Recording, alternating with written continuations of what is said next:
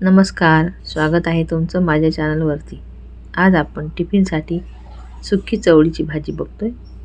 चवळीच्या शेंगा आहेत, ह्या फार कोवळ्या आहेत। याची भाजी फार अप्रतिम लागते। ह्या शेंगा आधी धुवून घ्यायच्या, नंतर मोडून घ्यायच्या।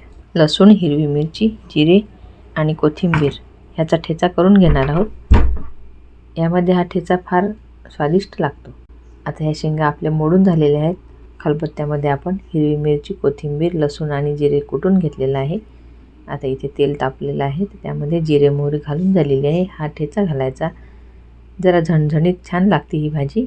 हिरवी मिरची कच्चीच घ्यायची, त्यामुळे या भाजीला छान स्वाद येतो। आता ठेचा परतून झाल्यानंतर थोडी हळद घालायची आणि ज्या शेंगा आहेत त्या आपण पाण्यामध्ये घातलेल्या आहेत।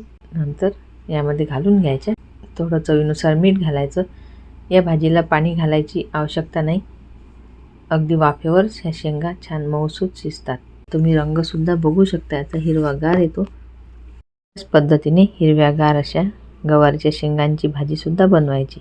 त्या सुक्या भाज्या टिफिनला फार उपयोगी पडतात। ज्वारी बाजरीची भाकरी असो किंवा चपाती असो किंवा गरम गरम वरण भातासोबत तुम्ही तोंडी लावण्यासाठी ही भाजी जरूर करू शकता। लहान मुलांसाठी करत असाल तर हिरवी मिरची कमी वापरा।